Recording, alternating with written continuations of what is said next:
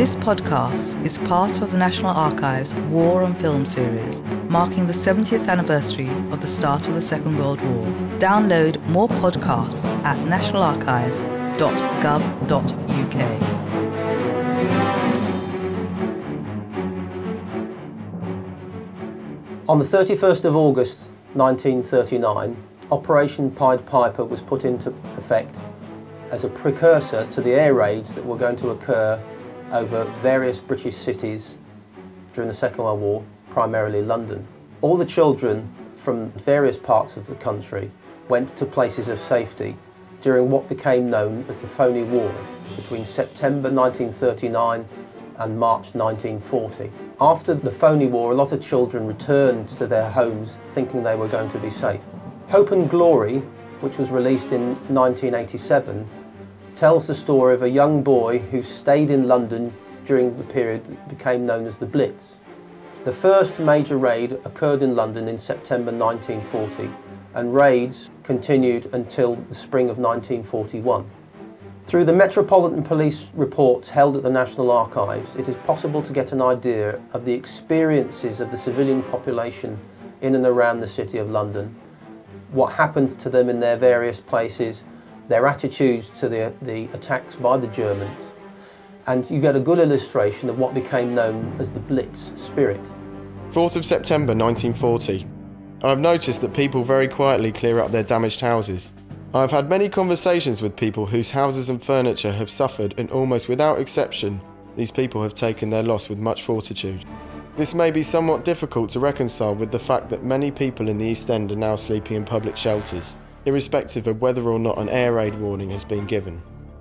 I do not think, however, that the reason for this, going to earth, is wholly attributable to genuine fear. There are other instincts which occasion this: self-preservation, protection of their children, poor housing conditions, and the herd instinct.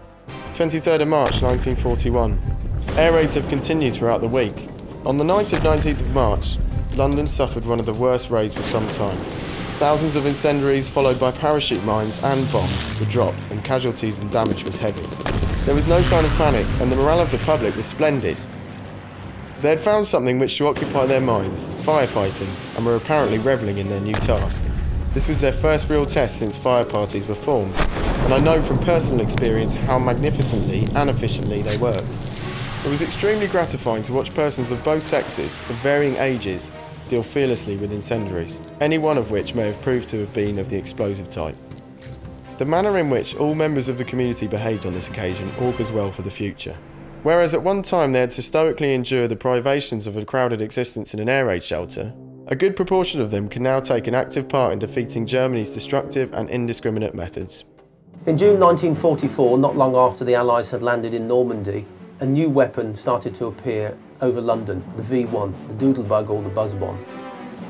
Worse was to come in September 1944 with the appearance of the V2 rocket. Fortunately, the last V2 landed on London in March 1945. The experience of people in and around London was such that you reinforce what became known as the Blitz spirit.